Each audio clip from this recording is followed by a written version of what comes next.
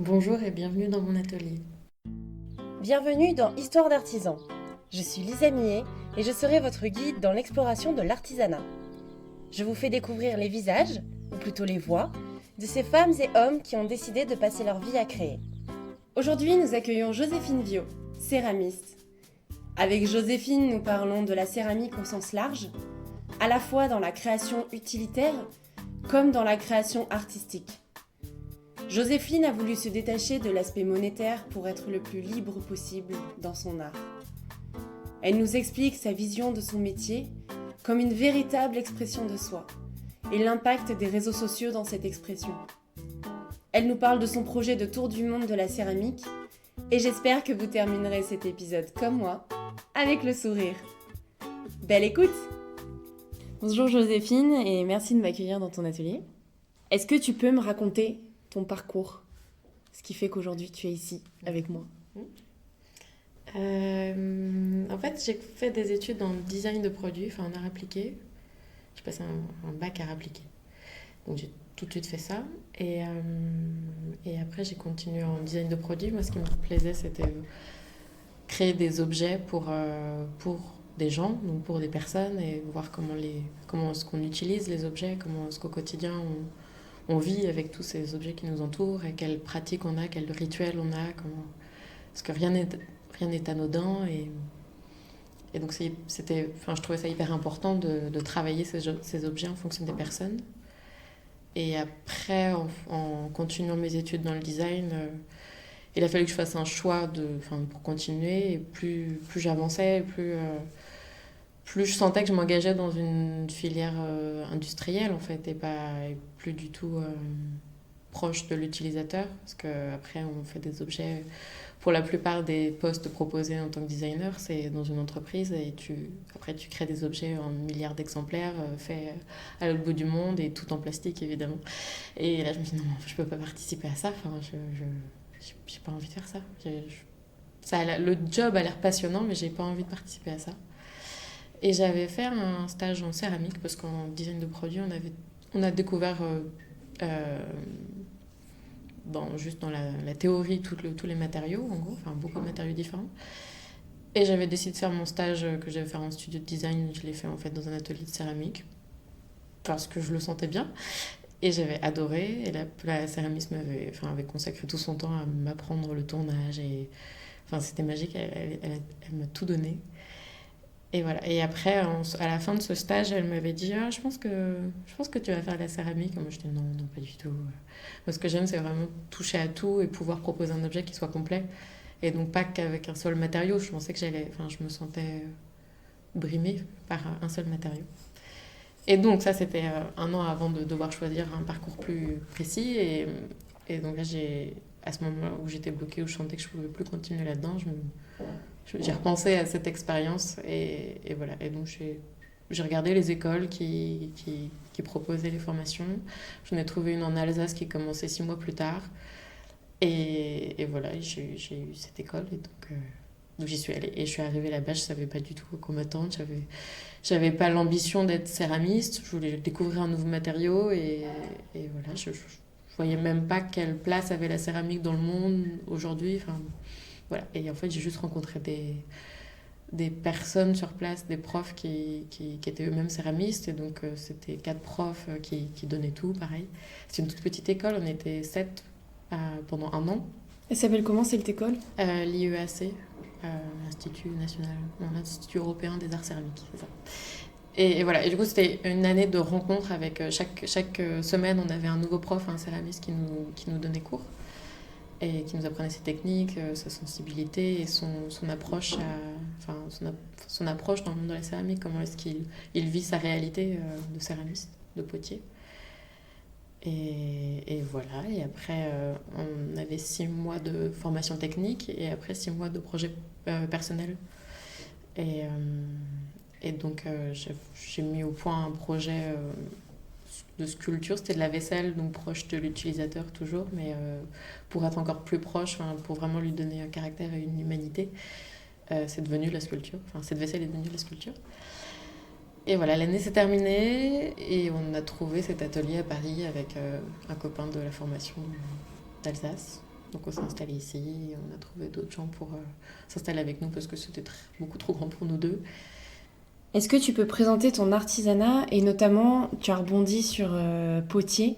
Quelle est la différence entre céramiste et potier? C'est la même chose. Pour moi, potier, c'est plus artisanal.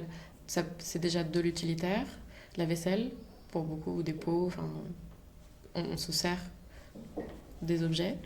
Et c'est des petites séries, enfin, c'est un travail du coup plus traditionnel dans les techniques. Voilà, céramisme, pour moi, c'est plus ouvert. Et ça peut être aussi art plastique comme vaisselle utilitaire, enfin comme utilitaire. Et céramisme, c'est le terme un peu plus contemporain. Voilà. Mais je crois que personne n'a la même définition. Donc voilà.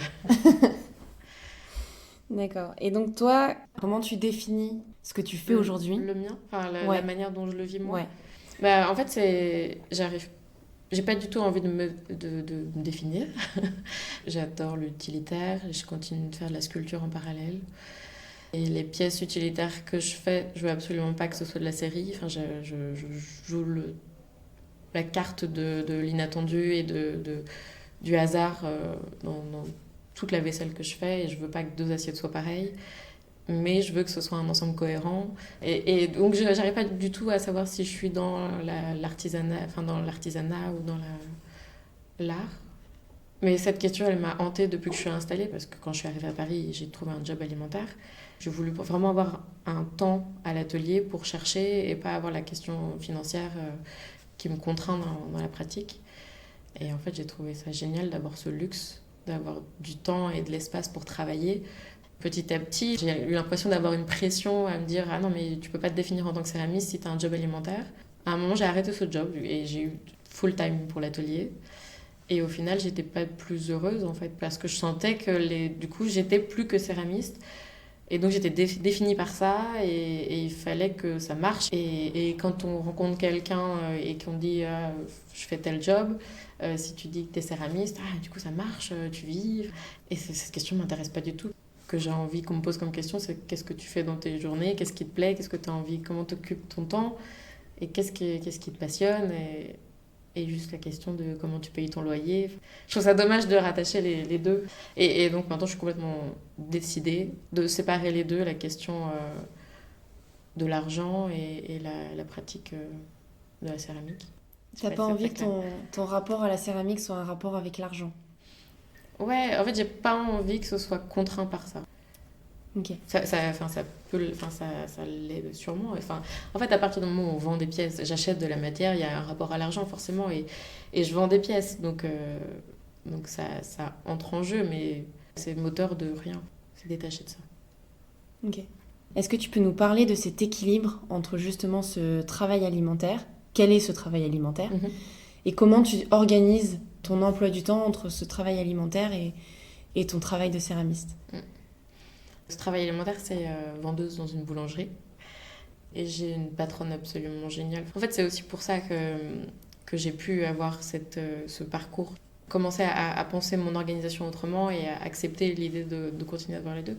C'est que mon travail alimentaire, il se passe super bien et c'est facile. Enfin, je veux dire, la boulangerie, ma patronne, c'est quelqu'un de magique, une reconversion d'une dame qui était pharmacienne et qui a 50 ans, qui s'est dit je vais ouvrir une boulangerie.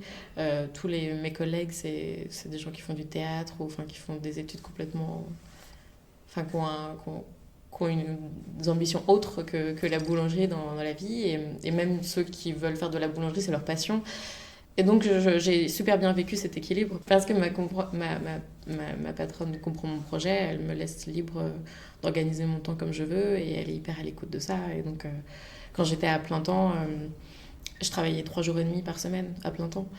Et elle, pour son emploi du temps, de gérer ses employés, c'était pas pratique, hein, mais elle l'a fait parce qu'elle savait que c'était nécessaire pour moi. Quels sont les projets sur lesquels tu travailles en ce moment? Alors, en fait, j'ai surtout comme projet de partir en voyage. Donc, j'ai surtout prévu de terminer les projets que j'avais en cours. J'avais 3-4 projets en parallèle. J'ai fait de la dinette en porcelaine pour enfants, donc, des dinettes de luxe. J'ai fait de la sculpture, donc c'est des pièces... Ah, c'est super dur de parler de ça. J'arrive pas du tout à les définir. C'est des monstres. Pour moi, c'est des monstres comme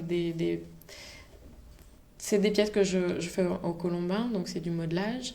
Pour moi, c'est comme des petits monstres qui habitent nos maisons. C'est une pièce de céramique auquel on s'attache, donc un objet inerte, et en faire quelque chose de plastique et inutile. J'adore ce paradoxe. Et pourtant, vraiment incarné parce qu'on reconnaît une posture, parce qu'on reconnaît... enfin, on voit un caractère qui ressort de la pièce et du coup, ça en devient une petite bête, un animal. Sinon, je fais aussi de la vaisselle, donc des assiettes et des tasses, beaucoup. Et donc là, il y a plein de collections de pièces différentes. Je travaille beaucoup en fonction des terres. En fait, vraiment, la base, c'est la terre et l'aboutissement, c'est la nourriture. Toute la réflexion qui va de l'un à l'autre. À partir de quelle terre je vais arriver à présenter cette nourriture. C'est autant la matière brute qui m'inspire et qui me donne envie. Si elle réagit de telle manière, si elle a telle couleur, telle matière, alors je vais avoir envie d'une pièce plus épaisse, plus fine, voilà, en fonction de ses caractéristiques, je vais avoir envie, enfin, je vais jouer avec ça. Et de l'autre côté de la chaîne, quand je pense à tel plat, comment est-ce qu'on mange des tomates à la provençale? Est-ce qu'on les mange de la même manière qu'on mangerait un plat de pâtes ou des sushis? Et c'est pas du tout les mêmes gestes, c'est pas du tout la même manière de porter cette vaisselle quand on l'amène à table ou quand on la prend en main. Par rapport justement à toutes tes créations, est-ce que tu aurais une anecdote à nous raconter sur ton métier de céramiste, ou non d'ailleurs, sur ton rapport à la céramique? La matière de la céramique, enfin, comme c'est malléable, et je pense qu'on ne retrouve pas ça avec beaucoup d'autres matériaux, c'est une source d'expression qu'on peut pas soupçonner. Enfin, si on ne l'a pas testé, on n'imagine pas à quel point ça parle pour nous. Quand j'ai commencé la céramique à l'école, c'était flagrant de voir ça. Parce qu'on était 7 étudiants, j'étais la plus jeune, j'avais 22 ans. Et personne après moi, c'était 30, 35, 40, 50 ans. Et donc on avait des parcours de vie complètement différents. Et on avait une expression complètement différente. Et pourtant, on était confrontés aux mêmes exercices, avec le même cadre. Et on avait des pièces... Et enfin, on sortait des choses complètement différentes et on ne se connaissait pas à la base. Et on avait toujours cette illustration de la personne en fonction de ce qui se passe avec ses mains. C'est aussi pour ça, je pense, que je suis tombée amoureuse de cette matière. C'est parce qu'à chaque fois qu'on voit une personne travailler la terre, ça dit énormément de choses. Et ça, c'est passionnant. Enfin, à chaque fois, ça fait ça. C'est super joli. Aujourd'hui, quelles sont tes sources d'inspiration? Pour les pièces plus culturelles que je fais, enfin, qui n'ont pas de but utilitaire, c'est tout et n'importe quoi. C'est plus des sensations et des émotions que je ressens. Par exemple, oui, je n'ai pas parlé de ça, mais le dernier projet que j'ai fait, c'est des nuages. Et je voulais sculpter des nuages en céramique, à suspendre, en porcelaine, donc... Et je voulais un truc très littéral, enfin vraiment je voulais juste faire un nuage qu'on accroche au plafond et j'étais hyper gênée de ça parce que c'est très simple, ça me semblait bête en fait comme idée, mais j'avais besoin de ça. Un jour je me suis dit ok, en fait j'adore regarder les nuages et je veux un nuage, je veux faire un nuage. C'est aussi pour ça que le temps que je m'offre à l'atelier, je trouve ça très précieux, enfin ça m'est très précieux parce que là, j'avais envie de faire des nuages, donc j'ai fait des nuages et je me suis pas posé la question de si ça va plaire aux gens, ce que ça va m'apporter ou quoi que ce soit, je l'ai juste fait. Et donc c'est viscéral en fait comme inspiration, enfin je sais pas, y a pas de, c'est pas conscient. Et pour la vaisselle, c'est des photos de nourriture, enfin surtout les arts de la table en ce moment, enfin on voit des images partout, c'est mis en valeur de tous les côtés, donc il y a énormément d'images. Et ce que j'aime bien, c'est les choses assez brutes. Il y a des céramistes qui travaillent vraiment en allant chercher la terre dans la terre, enfin, en trouvant leur source d'argile, en la transformant et en jouant avec les différentes sources qu'ils trouvent. Et en fait, le fait d'être intégré à un lieu, ça a du sens dans leur pratique. Ça ajoute une donnée en fait, dans la pièce qu'ils vont réaliser. Et c'est toute cette cohérence, ça m'inspire. Enfin, c'est une personne qui me donne envie de continuer. Je remarque quand même que Quand tu nous as parlé des nuages, t'as dit « j'avais peur d'être ridicule ». Enfin, je sais pas exactement comment tu l'as dit, mais il y a quand même le regard, j'ai l'impression, des autres. T'as un problème avec j'ai l'étiquette céramiste, j'ai envie de faire un projet, je me demande ce que vont penser les gens. Est-ce que tu ressens un jugement de la société, de ce que tu as envie de faire en tant qu'artiste? Oui, il y en a un. Et surtout parce que l'artisanat et la céramique, on le vend en poupe. Instagram, les réseaux sociaux, tout ça, ça porte tout ça. Ça m'amène, moi, à me comparer et à voir quelle pratique et comment chacun vit sa pratique. Et du coup, je fuis tout ça, en fait. Et pour les nuages, c'est ce que je disais, en fait. J'essaie de me protéger de ce regard et de ce qu'on attend de moi pour me libérer de ça. Et vraiment, j'ai envie de dire ça, et ben, je le dis comme ça. Et en fait, je suis confortée dans cette manière de faire parce que je me rends compte que ça touche les gens quand je suis le plus sincère possible et que je me dis pas « Ah non, ça va pas dans le sens de ce qu'on voit aujourd'hui ». Quand je réagis pas comme ça, les gens sont sincèrement touchés. Je trouve des personnes à qui ça parle, en fait. Et du coup, je me dis « Non, il y a vraiment moyen de communiquer comme ça ». Et je pense quand même que j'ai un caractère très indépendant. Quand je vois ce qu'on attend de moi, j'ai l'impression que le jeu est déjà joué, en fait. Que les règles sont énoncées clairement. Et ça m'intéresse pas, du coup, parce qu'il suffit de suivre la règle et on va arriver au point où on m'attend. À l'école, je sentais vraiment ça. Quand on suit la consigne, on sait exactement on connaît les réponses. Et je suis pas du tout une anarchiste. J'ai un mode de vie très conventionnel, hein, mais si je sens qu'il y a une règle à suivre, du coup, j'ai envie de la dépasser et de provoquer et de pas suivre la règle. Parce que sinon, je connais déjà la réponse. Donc, quoi le regard des autres, c'est un peu ça. Si je vais là où on m'attend, ça ne m'intéresse pas de faire ça. Et je préfère juste être le plus possible à l'écoute de ce que j'ai envie de dire, sans me soucier de quelle était la méthode ou quelle était la règle du jeu. Je suis consciente que vouloir être à l'inverse des gens, ça veut forcément dire que tu fais attention à la vie des gens, mais j'essaie d'oublier tout ça pour juste écouter ce que j'ai envie de dire. Aujourd'hui, quels sont les principaux enjeux que tu rencontres dans ton métier de céramiste? Comme je te disais, je pars en voyage et c'est pas un voyage, c'est pas des vacances, c'est vraiment, je quitte l'atelier ici, j'arrête ma vie à Paris et je continue la céramique partout dans le monde. J'ai envie que ce soit un mode de vie, de rencontrer des céramistes pour apprendre d'eux énormément, pour découvrir de nouvelles manières de penser via le matériau. Et comme ce qu'on disait sur la règle du jeu, c'est que j'ai pris conscience que j'avais vraiment envie de partir en voyage, parce que j'avais pensé à ce voyage il y a 1 an et j'y avais renoncé en me disant que j'avais encore des choses à dire à l'atelier. Et c'est un atelier qu'on partage et je me sens hyper bien ici et j'ai envie de continuer l'aventure avec les filles ici. Et en fait, je me suis dit, ok, en fait là je vais être céramiste pendant encore plusieurs années, donc je vais faire des pièces et je vais essayer de les vendre et voilà. Et donc ça c'est la règle du jeu et donc je sais où ça mène et si je joue le jeu, surtout aujourd'hui on voit de plus en plus de céramique, si je joue le jeu d'Instagram et de contacter de petits restaurateurs qui commencent à faire de la vaisselle faite main, à montrer mon travail à des boutiques qui fonctionnent bien, je sens que ça peut marcher et donc voilà, je vois où ça va me mener et le fait de savoir, du coup j'ai l'impression que ça vaut pas le coup parce que j'ai déjà la réponse. Et donc là, l'enjeu aujourd'hui pour moi, c'est de dépasser tout ça et de me mettre dans une situation beaucoup plus risquée en fait, où rien n'est sûr et voir où ça me mène et pas du tout j'ai pas envie de savoir.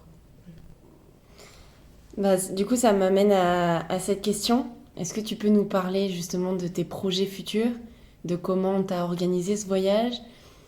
Tu nous as expliqué pourquoi. Qu'est-ce que tu vas y faire? Comment tu vas supporter parce qu'on revient quand même au coût du voyage, comment tu vas supporter le coût du voyage? Qu'est-ce qui va te permettre justement de vivre de la céramique et de vivre ton voyage? J'adore, j'ai trop hâte de partir. Parce que quand on rencontre des céramistes, déjà on se rend compte que tous les potiers du monde entier se connaissent. En gros, enfin, tu sais, le truc de tu connais deux personnes et tu connais le monde entier. En céramique, déjà, j'ai l'impression qu'en France, tous les potiers se connaissent au moins de nom. Comme c'est une technique ancestrale, il y a vraiment de la céramique et de la poterie dans le monde entier, et que ce soit artisanal ou beaucoup plus contemporain. Comme si l'artisanal pouvait pas être contemporain. Industriel peut-être. Ouais, voilà, plus traditionnel ou plus détaché de la tradition. Il y a beaucoup de céramistes qui ont fait des résidences ou des voyages, des échanges à gauche à droite, et j'ai vraiment l'impression que le réseau est on peut très facilement contacter des personnes qui travaillent à l'autre bout du monde, qui sont enfermées dans leur atelier et pourtant qui connaissent des gens un peu partout dans le monde. Si les gens jouent le jeu d'Internet et des réseaux sociaux, en plus, c'est complètement accessible. Et voilà, moi je veux fonctionner comme ça en demandant à gauche à droite, est-ce que tu as travaillé dans tel pays, est-ce que tu connais des céramistes, enfin des potiers qui seraient prêts à m'accueillir, qui ont une pratique intéressante. Et voilà, j'espère qu'il y aura des gens pour m'accueillir et pour partager des choses avec moi. Et comme je te disais, je choisis maintenant d'avoir toujours un job alimentaire pour me détacher, enfin pour garder un confort de vie en fait, et pour me détacher de cette notion de l'argent dans la céramique. Et donc j'ai envie de voyager aussi en ayant des petits boulots à droite à gauche, et donc organiser les voyages soit en ayant une partie seulement où je travaille, d'un job alimentaire, et après je consacre du temps à rester 2 mois ou enfin un certain temps avec un céramiste. Soit je trouve les deux en même temps, en parallèle, parce que je m'installe dans une ville et du coup j'ai la possibilité d'intégrer un atelier et en même temps d'avoir, comme j'ai en ce moment ici à Paris, j'ai envie que ce soit très poreux et qu'il n'y ait pas de schéma. J'ai vraiment envie de faire du service, par exemple, d'être serveuse, parce que ça me semble être un travail accessible à l'étranger. Et en plus, j'adore le contact. J'adore le service à la personne dans ce cadre-là, donc quand il y a la nourriture ou enfin, une scène à table. Enfin, je pense que culinaire, c'est mon univers, quoi, c'est ma passion. Et que ce soit pour de la vaisselle, juste les moments, partager des moments autour de la nourriture, ça me passionne à tous les niveaux. Et donc que ce soit cultiver des légumes ou servir des vins ou imaginer un enchaînement de plats et du coup faire passer un moment à des personnes autour de la nourriture, ça me passionne. Et voilà, j'ai vraiment envie de continuer ma vie maintenant en ayant les deux, et que ce soit en France ou à Taïwan. Enfin voilà, ça me paraît cohérent d'avoir les deux et de les faire cohabiter. Voilà. Donc c'est comme ça que ça se finance. Ok. Ma question un peu pour finir, c'est comment tu vois l'avenir de ton artisanat en général? J'ai l'impression qu'il y a deux mouvements qui s'installent. L'artisanat en général, ça plaît énormément aux gens. Il y a un truc qui monte.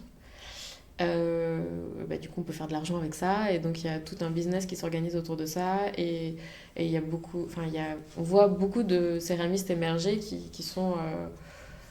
qui ont une pratique de la céramique pour... je juge pas du tout ça, c'est juste que ça me touche pas. Mais voilà, qui font des pièces pour vendre. C'est presque vraiment le côté artisanal, commerce de la chose. Voilà, donc je vois une céramique plus commerciale, en gros, qui en même temps, qui se raccroche au manuel. Et en parallèle, et ça, pour moi, c'est la céramique qui existe depuis toujours, une pratique plus individuelle, du coup peut-être plus artistique, je sais pas, mais plus sincère et détachée de l'aspect vraiment commercial. Et voilà, et ça, on en voit aussi de plus en plus en fait. Donc, parce qu'il y a de plus en plus de céramique, il y a les deux qui avancent chacun de leur côté. Et du coup, j'ai l'impression que le gap va vraiment se créer et s'intensifier. Et c'est pas du tout mal en fait, c'est juste... Je te remercie Joséphine pour ton histoire. Merci d'avoir partagé ton vécu. Puis on te souhaite un bon voyage. Tu pars quand ? Fin septembre. Voilà. Ça approche. Ouais, ça approche. Et ben on prend rendez-vous pour quand tu reviens, pour que tu nous racontes.